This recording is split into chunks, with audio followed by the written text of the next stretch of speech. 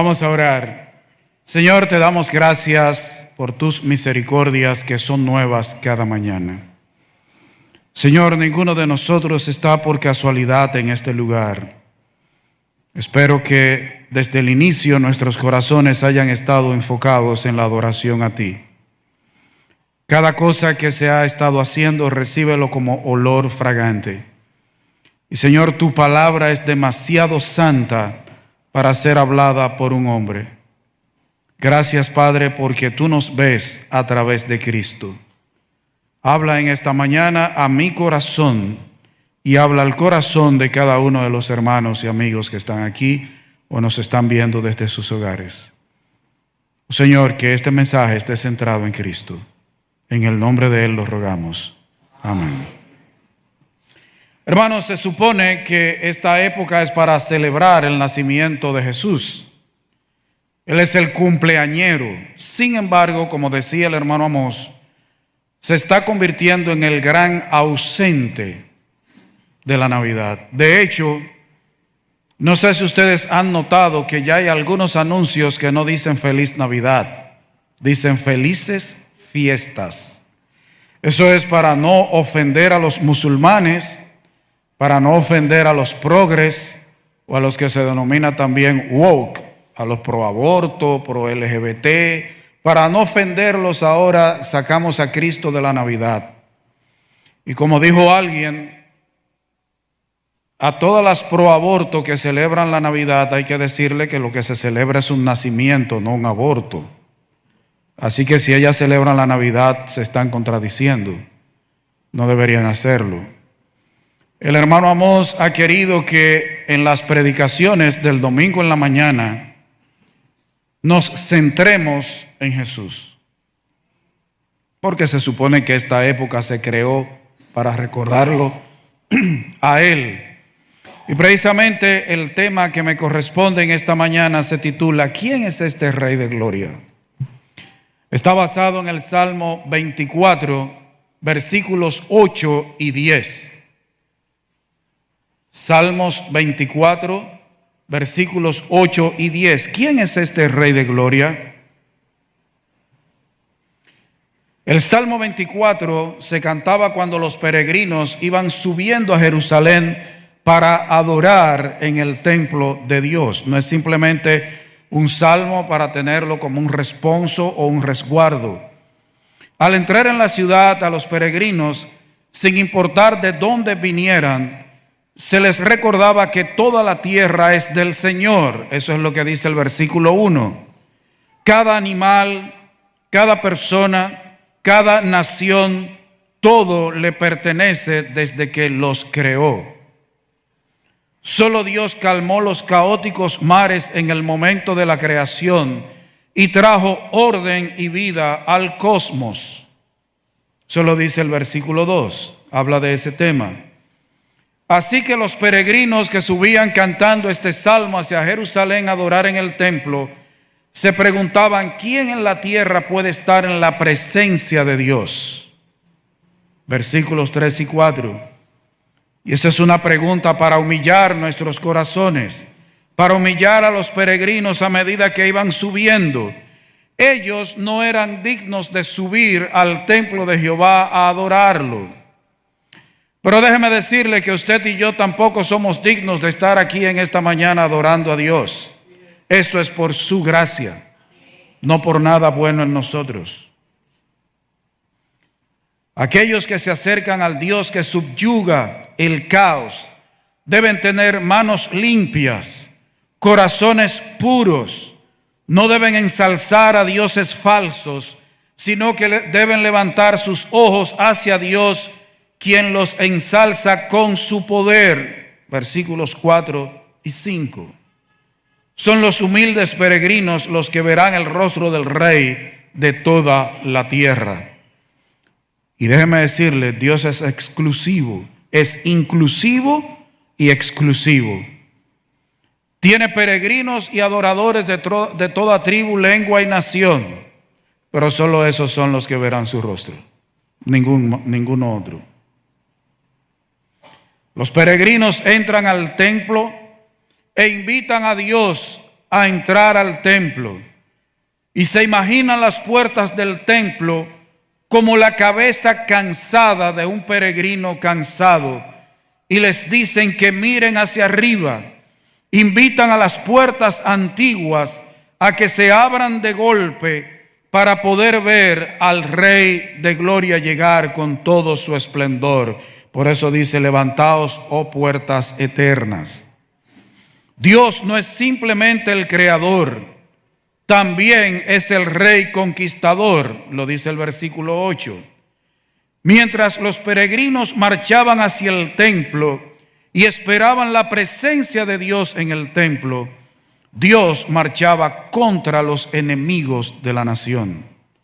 Las puertas se abren de golpe, no solo para prepararse para la llegada de Dios, sino también para proclamar a los cansados peregrinos que sus batallas están ganadas y que sus enemigos nunca entrarán, porque están por debajo del Rey de Gloria. Ahora, hay una pregunta en los versículos 8 y 10. ¿Quién es este Rey de Gloria? Este Salmo 24 se titula simplemente Salmo de David. Y muchos piensan que este salmo fue escrito con motivo de la entrada del Arca del Pacto en Jerusalén durante el reinado del rey David. Sin embargo, y yo coincido con él, el predicador Charles Spurgeon dijo: el ojo del salmista miraba más allá del típico ascenso del arca a Jerusalén, hacia la sublime ascensión del Rey de Gloria. Aunque el salmista David quizás no lo supiera, pero el Rey de Gloria del cual él estaba hablando en ese momento no era simplemente el Rey que hablaba desde el arca, sino más adelante en el tiempo. Aunque el mismo Salmo dice que ese Rey de Gloria es Jehová, recordemos que ese es el nombre de Dios como tal, de la Trinidad como tal, no es el nombre de uno de los miembros de la Trinidad. Jehová es el nombre de Dios como tal, en todo su esplendor, toda su naturaleza. En Romanos capítulo 3, versículos 24 y 25, nosotros leemos algo que tiene que ver con el momento para el cual fue escrito ese salmo. Romanos 3, 24 y 25. Dice allí la palabra de Dios: siendo justificados gratuitamente por su gracia, mediante la redención que es en Cristo Jesús, a quien Dios puso como propiciación por medio de la fe en su sangre, para manifestar su justicia a causa de haber pasado por alto en su paciencia los pecados pasados. Aquí esta porción nos dice que así como el arca del pacto tenía una tapa que se llamaba propiciatorio, desde sobre la cual Dios hablaba al sumo sacerdote, Cristo ahora es la propiciación, y Cristo ahora representa la nueva arca del pacto o del Nuevo Testamento. Era posiblemente eso lo que el salmista tenía en su corazón cuando escribió el Salmo 24 dirigido por el Espíritu Santo. Él lo escribió para el arca del pacto que iba subiendo a Jerusalén, hacia el templo, porque había estado fuera durante muchos años. Pero en el corazón de Dios estaba la nueva arca del pacto, nuestra propiciación, aquel que es el Logos, la palabra de Dios, por medio del cual Dios nos habla. Y hay un versículo muy contundente al hablar de Cristo y su relación con la deidad, y es Juan capítulo 10 versículo 30. ¿Qué dice Cristo hablando allí? Yo y el Padre uno somos, dando a entender que son una unidad, una misma cosa. Y aquí ya vamos entrando en la deidad de Cristo. ¿Quién es ese Rey de Gloria? Jehová es el Rey de Gloria. Pero en el tiempo, Jehová se menciona el nombre de Dios, vamos a decir, no el nombre genérico, sino el nombre que engloba todas las personas de la Trinidad. Pero a medida que se va acercando la época de venir Cristo y llega la época de la iglesia, va cambiando hacia Cristo el Señor. Para ver si Jesús es el Rey de Gloria que menciona el Salmo 24, vamos a ver algunos pasajes bíblicos. Vamos a ver uno del Antiguo Testamento y los demás en el Nuevo Testamento, en donde se presenta a Cristo, al Hijo de Dios, como Rey. Ese que ya es prácticamente ignorado por la mayoría de las personas en la Navidad, ese que nació en el pesebre no era un simple niño, no era un niño común y corriente. Ese niño era Dios encarnado, el Rey de Gloria. Pero no me crean a mí. El miércoles pasado estuve hablando de Isaías capítulo 9, versículo 6, y ahora quiero englobar no solo el versículo 6, sino también el 7, para que lo veamos allí. Isaías 9, 6 y 7. Porque un niño nos es nacido, hijo nos es dado, y el principado sobre su hombro, y se llamará su nombre Admirable, Consejero, Dios fuerte, Padre eterno, y aquí dice Príncipe de paz.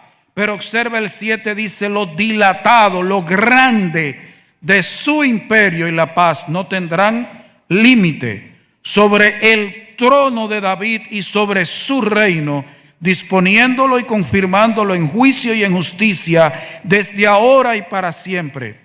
El celo de Jehová de los ejércitos hará esto. El niño, el hijo que es anunciado, que iba a nacer, aquí se dice en el versículo 6 que será príncipe de paz.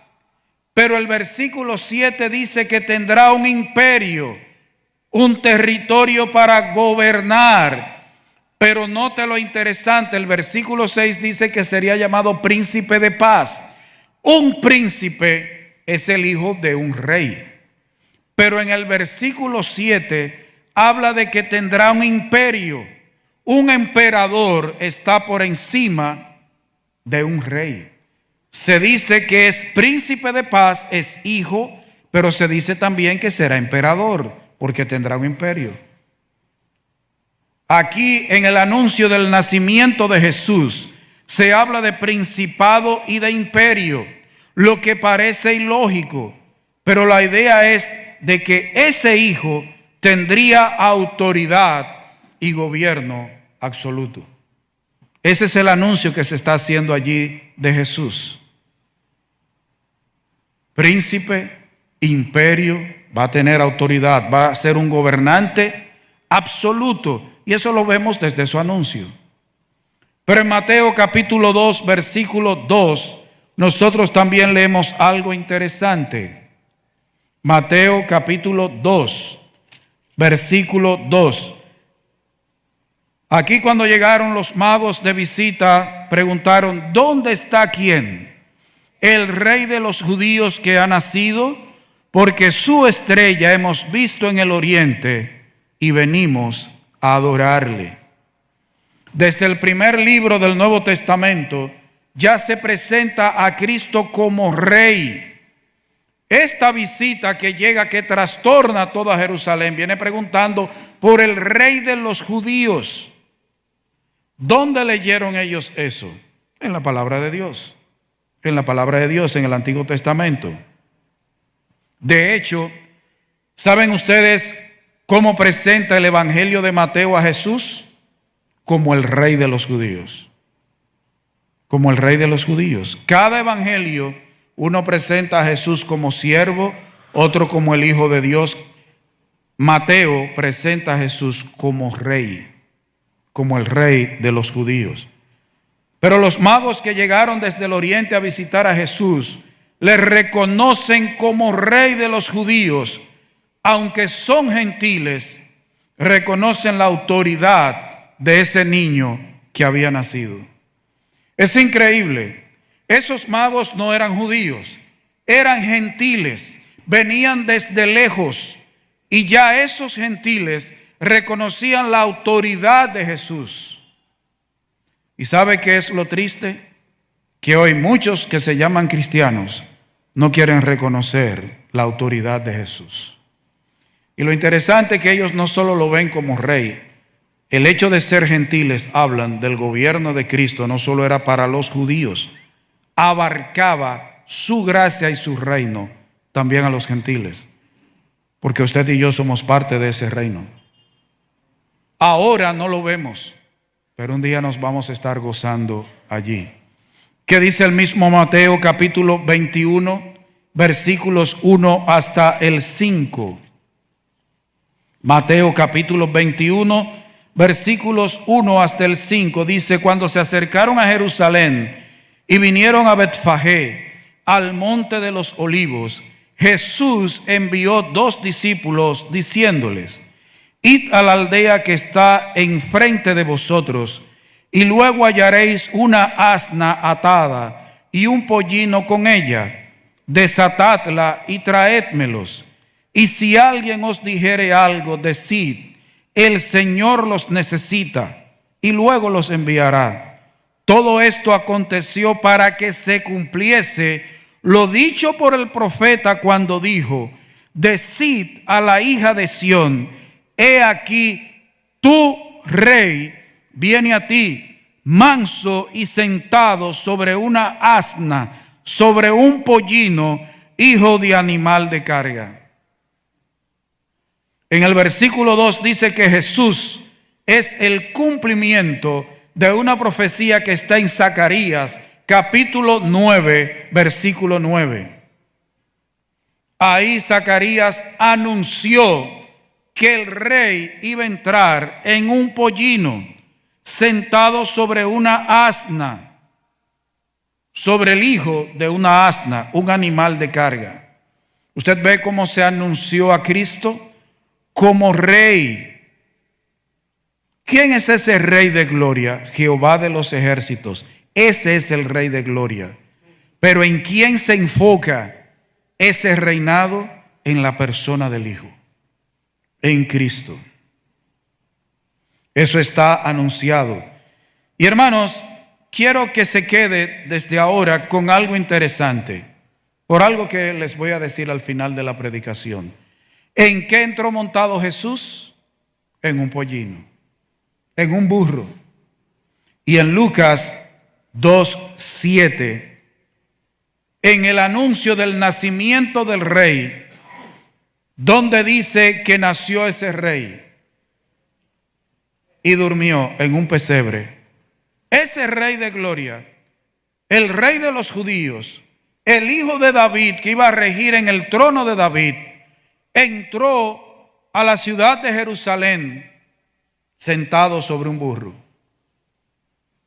y nació en un establo y fue acostado en un pesebre, el lugar donde se le ponía el alimento a los animales. Quiero que se quede con esas 2 cosas allí. Juan 18:36.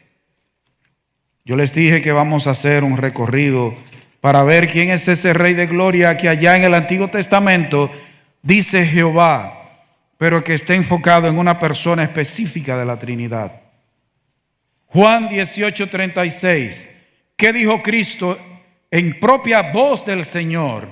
Mi reino no es de este mundo. Si mi reino fuera de este mundo, mis servidores pelearían para que yo no fuera entregado a los judíos, pero mi reino no es de aquí.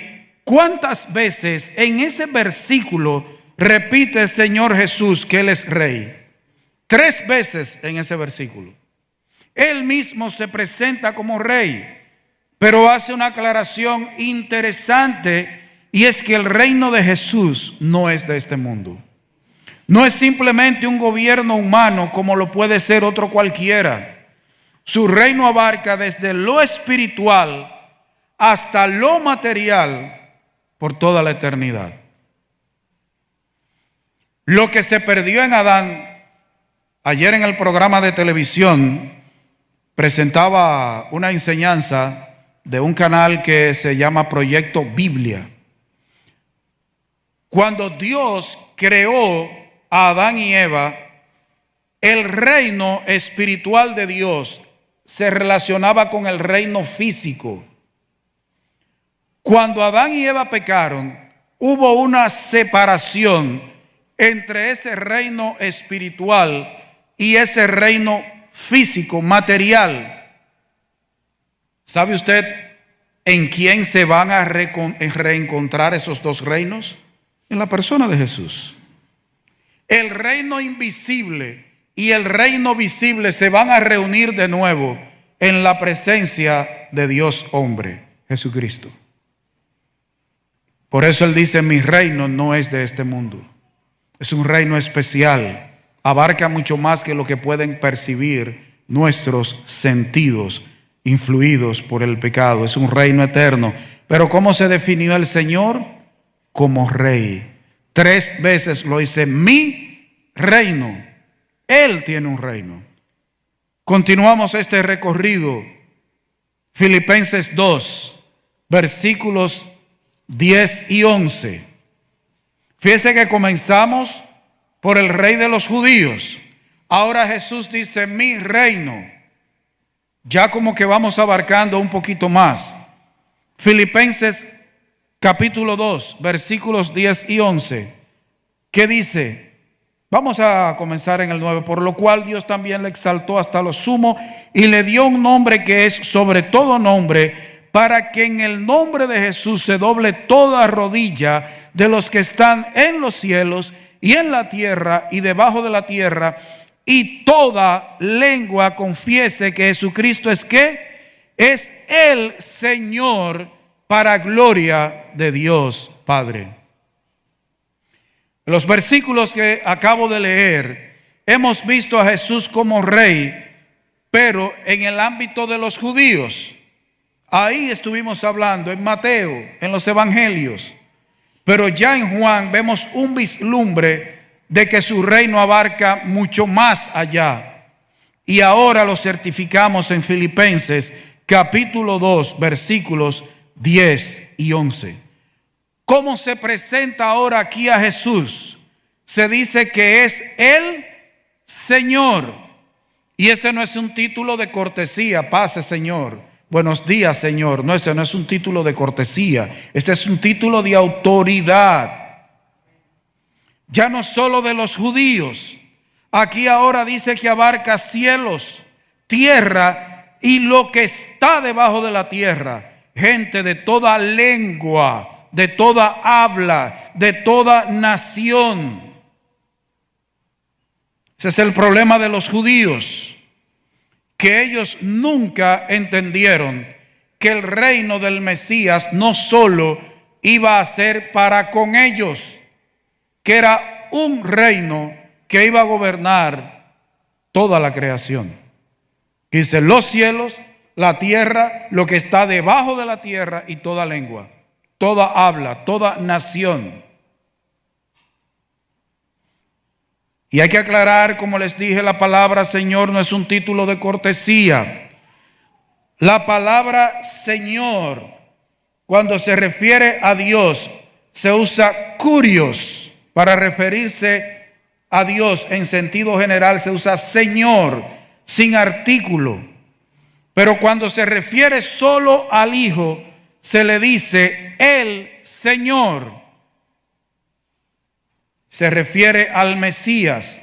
Y en este sentido la palabra Señor, la palabra kurios, en el caso de Jesús se le agrega o kurios, el Señor.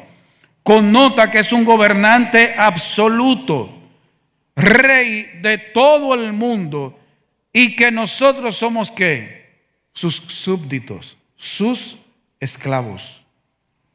Cuando se habla de Cristo como Señor, esa palabra connota a alguien que es soberano, que es rey absoluto, gobernante absoluto.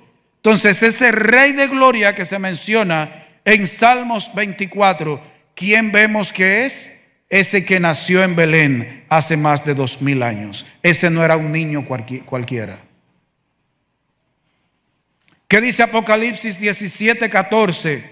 que a la gente no le gusta leer porque le tienen miedo a ese libro. Apocalipsis 17:14. Y quiero que noten una palabra que aparece allí 2 veces, hablando de lo que va a suceder en el futuro. Dice, pelearán contra el Cordero y el Cordero los vencerá, porque Él es Señor de señores y Rey de reyes. Y los que están con Él son llamados y elegidos y fieles. ¿Cómo dice aquí que es llamado el Cordero? No que es llamado, que es Señor de señores y Rey de reyes. El título Cordero, nosotros sabemos que se refiere a Jesús. Y eso lo pueden buscar en Juan capítulo 1, versículos 29 y 36, que no vamos a leer. En Juan 1, versículos 29 y 36. Y aquí se dice que Él, el Cordero, es Rey de reyes y Señor de señores. Ahora, ¿sabe cuál es la idea en el griego original? Que Jesús, ese Cordero, es Rey de todos los que gobiernan como reyes y Señor de todos los que gobiernan como señores. Lo crean o no, lo sepan o no, les guste o no. Todos los gobernantes, todos los que gobiernan como reyes, están por debajo del rey de ellos. Y todos los que se creen señores están por debajo del Señor de ellos, el Cordero de Jesús.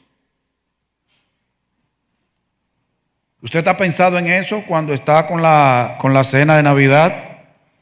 ¿Usted ha pensado a nombre de quién está celebrando esa cena para recordarlo? ¿Está recordando la Navidad, la natividad, el nacimiento? ¿Y usted recuerda cuando tiene la ensalada rusa, el pavo, el cerdo? ¿El nacimiento de quién está recordando? Es del de Rey de Reyes y Señor de señores, el Rey de gloria.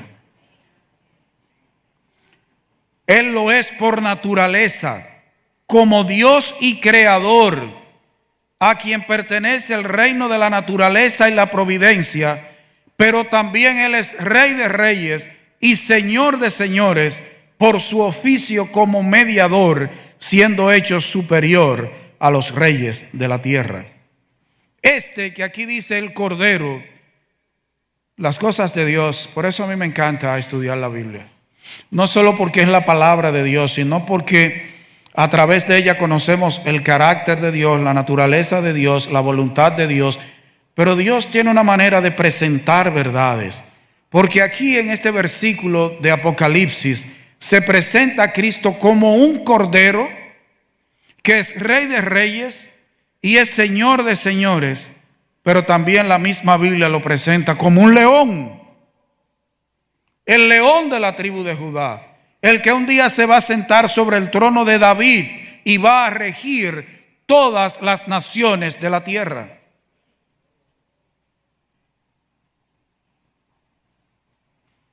Esta es también una prueba de la deidad propia de Cristo por los mismos títulos que se le dan, que solo se le puede dar a Dios.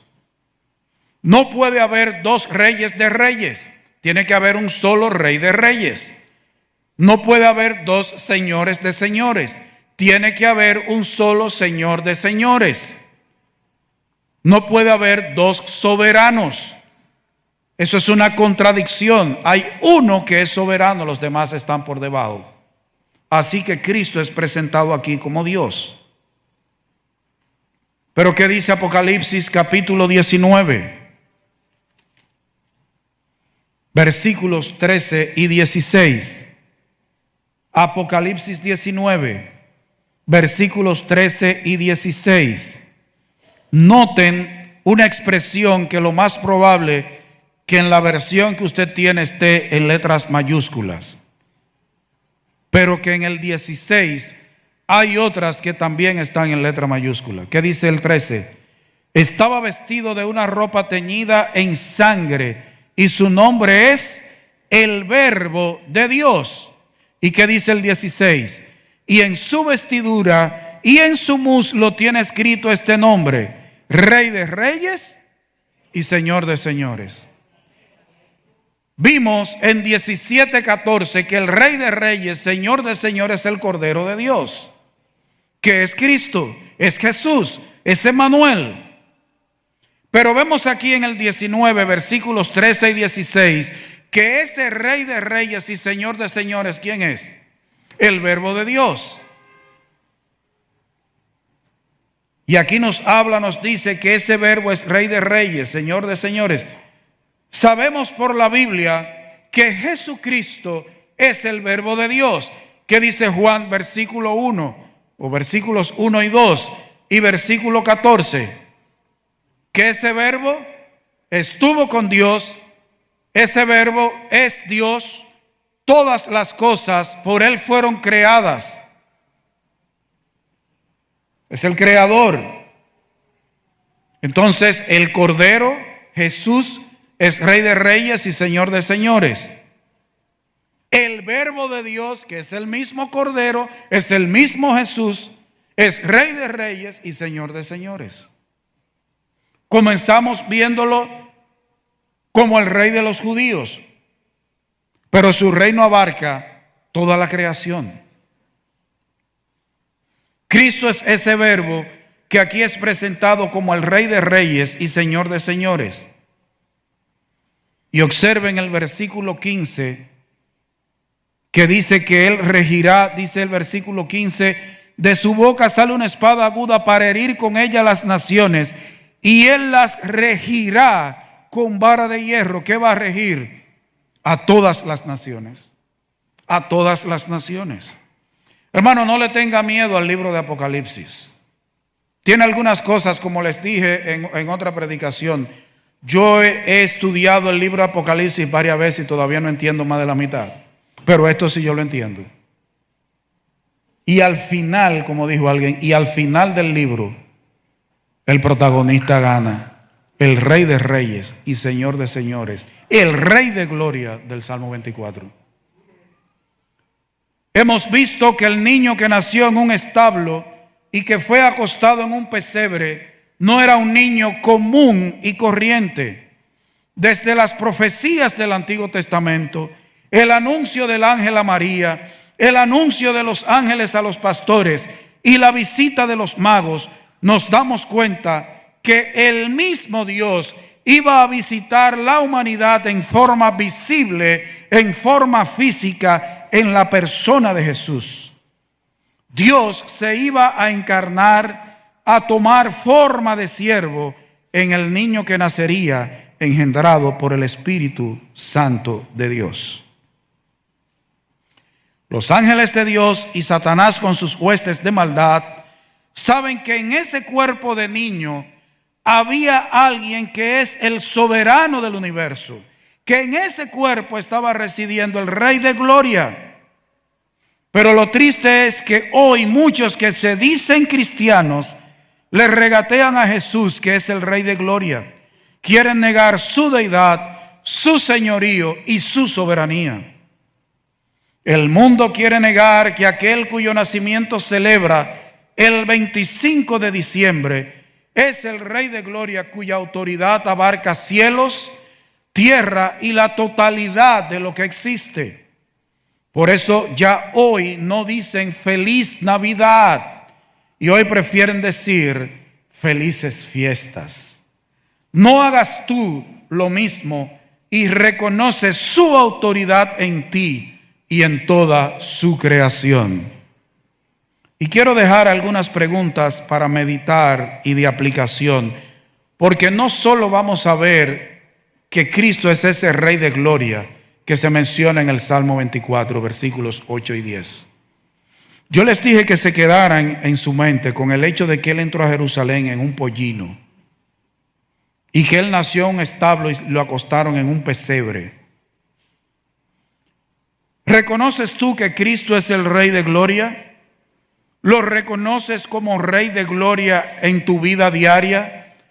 ¿Reconoces tú la majestad de Cristo en tu vida diaria? En medio de las festividades y celebraciones de Navidad, ¿recuerdas quién es realmente el que nació en Belén? Pero también es importante que te preguntes, ¿amas como el Rey de Gloria, que dejó temporalmente su gloria para dar su vida por pecadores malvados? ¿Estás dispuesto, estás dispuesta a sacrificarte por otros, aunque para ello debas renunciar a derechos y privilegios? El Rey de Gloria nació en un establo y durmió en un pesebre, el lugar para que comieran los animales. Sin embargo, hoy en día tenemos apóstoles, profetas, evangelistas que tienen que cambiar su avión todos los años. Tienen grandes mansiones. Si el Señor se la da, amén. Yo no estoy diciendo que tener eso es pecado. Ojalá yo con un avión.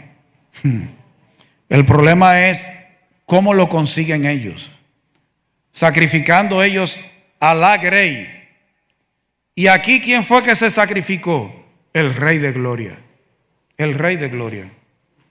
La Navidad no habla de fiestas, de risas y francachela. La Navidad habla de amor, sacrificio, renuncia. La Navidad habla también de la cruz. Hermanos, cuando se hace el nacimiento, al lado debería ponérsele una cruz o una corona de espinas. Recuerden, Jesús nació para morir. El Rey de Gloria se encarnó y nació para llegar hasta la cruz. Por amor, el Rey de Gloria que nació estuvo dispuesto a renunciar y dejar de lado su deidad para sacrificarse por ti en la cruz del Calvario. ¿Cuál será tu actitud y respuesta para Él en esta Navidad? ¿Ustedes recuerdan la predicación del domingo en la mañana de José Manuel? ¿Qué hizo ese Rey de Gloria? Dejó su trono, abdicó temporalmente. Él no renunció al gobierno de su creación, sino que se humilló, no tomó en cuenta el ser Rey de Gloria para venir a nacer humildemente como un siervo, como un esclavo, como un hombre. Ahora, ¿cuál es tu actitud en esta Navidad? Y como dijo un amigo abogado que ya murió, para concluir con mi conclusión, ¿quién es este Rey de Gloria?